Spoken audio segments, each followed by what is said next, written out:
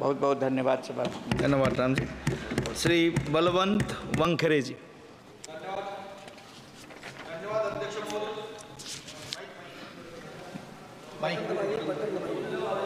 आप बोलो, सुरू करो। धन्यवाद अध्यक्ष महोदय, मला या सदनात बोलण्याची संधी दिल्याबद्दल मी आभार मानतो। ज्यांच्यामुळे मी सदनात आलो तो माझा पक्ष, महाविकास आघाडी आणि अमरावती लोकसभा मतदारसंघातील मायबाप जनता यांचे सुद्धा आभार व्यक्त करतो। महोदय, बजेटवर बोलताना माननीय अर्थमंत्री महोदयांनी जे बजेट सादर केलं ते बजेट प्रादेशिक काही राज्यांपुरतं बजेट आहे की देशाचं बजेट आहे याचा सुद्धा मलाच नव्हे तर संपूर्ण सभागृहाला प्रश्न पडलेला आहे। अध्यक्ष महोदय, त्यात स्पष्टता सुद्धा तेवढीच आहे।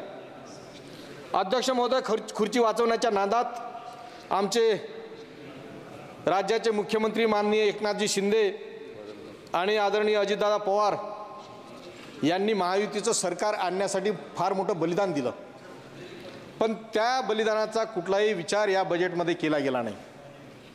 सर्वात जास्त जीएसटीचं उत्पन्न हा महाराष्ट्र देतो आणि महाराष्ट्रात जर बजेटमध्ये काय असेल तर मी म्हणेल भोपळा असेल। अध्यक्ष महोदय, शेतकरी, युवक, महिला, गरीब या मुद्द्यांवर अर्थमंत्री महोदयांनी वरकरणी लक्ष देण्याचा प्रयत्न केला, परंतु त्यासाठी प्रामाणिकपणा आवश्यक असते। तो प्रामाणिकपणा या बजेटमध्ये असताना दिसत नाही। म्हणून अध्यक्ष महोदय, कुसुमाग्रज म्हणतात, जनतेच्या स्वप्नांचे हे फसवणुकीचे खेळ, आश्वासनाच्या फुलामध्ये काटे भरलेले बेरोजगारीचे जाळं, सरकारच्या शब्दांचे हे सोनेरी ढग, प्रत्यक्षात मात्र दुःखाचे सागर, वेदनेचं जग। तर अध्यक्ष महोदय, शेवटी जनतेच्या नशिबात दुःखच आहे। आकड्याच्या खेळात आमचा शेतकरी पिजला जाऊ राहिला। जो तो शेतकऱ्यांचा कैवारी म्हणून आज छाती पिटून सांगत आहे, मग राज्य सरकार असेल, केंद्र सरकार असेल, परंतु शेतकऱ्यांच्या नशिबी काय आहे त्याला आपल्या बजेटमध्ये अन्नदाता म्हटलं आहे। अध्यक्ष महोदय, त्याची एक प्रकारची थट्टा आहे।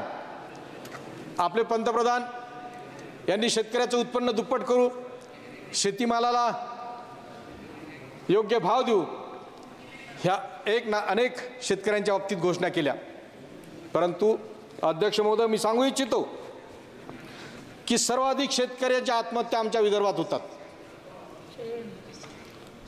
पहिल्या 6 महिन्यात जवळपास 557 शेतकऱ्यांनी आत्महत्या केल्या। माझ्या अमरावती जिल्ह्यात ज्या मतदारसंघातून निवडतो त्या मतदारसंघाचा जर विचार केला तर 6 महिन्यात 170 आत्महत्या झाल्या। अध्यक्ष महोदय, त्याच्या कापसाला भाव नाही, त्याच्या सोयाबीनला भाव नाही। 2014ला जो 10,000 रुपये भाव होता तो आज 2014ला 7,000 रुपये भाव आहे फक्त। अध्यक्ष महोदय, सोयाबीनला भाव जो 6,000 भाव होता तो अध्यक्ष महोदय फक्त 4,000 भाव आहे। अध्यक्ष महोदय, सिंचनाची सोय नाही। माननीय माजी पंतप्रधान मनमोहन सिंग यांनी जे प्रकल्प, बळीराजा प्रकल्प अंतर्गत उभे केले होते विदर्भात, ते अजूनही अपूर्ण आहेत।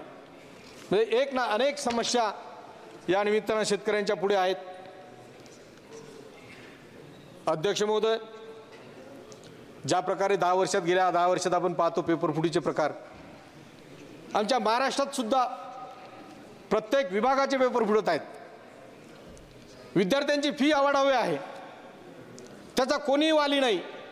डबल परीक्षा देत आहेत, एक विद्यार्थी 10 पेपर विभागाचे पेपर भरतो, पण त्याचा वाली कोणी नाही। अध्यक्ष महोदय, जुन्या पेन्शनचं नाव या बजेटमध्ये नाही तर महाराष्ट्राचं सरकार जुन्या पेन्शनचा जू सुद्धा काढत नाही, अशी परिस्थिती आहे। ज्या जुन्या पेन्शनमुळे अनेक लोकांचे संसार त्याच्यावर राहतील, पण त्यांना आता भविष्य नाही, म्हणून जुनी पेन्शन सुद्धा लागू झाली पाहिजे।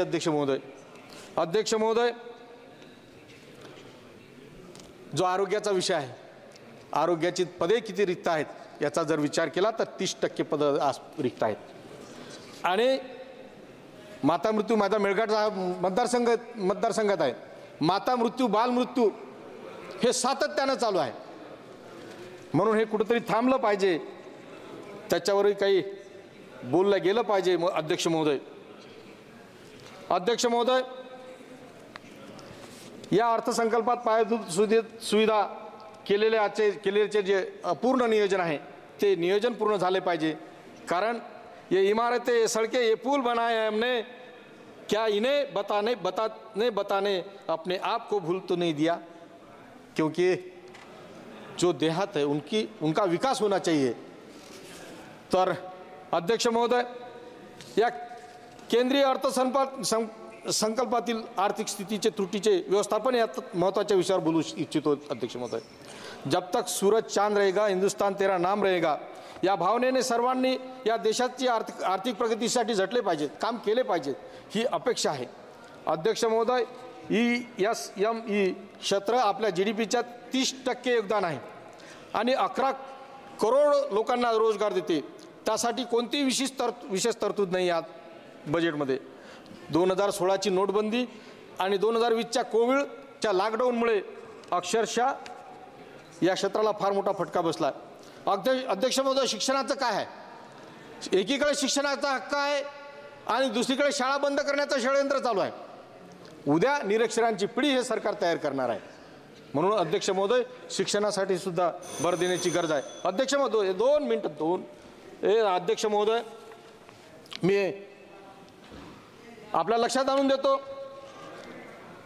कि दिनांक 25 जून 2075 को आपातकाल घोषित किया था. इनकी जानकारी आने वाले पीढ़ी को होना चाहिए. इस कारण बताकर केंद्र सरकार ने 25 जून ये दिन संविधान हत्या दिन मनाया. उसका नोटिफिकेशन भी निकला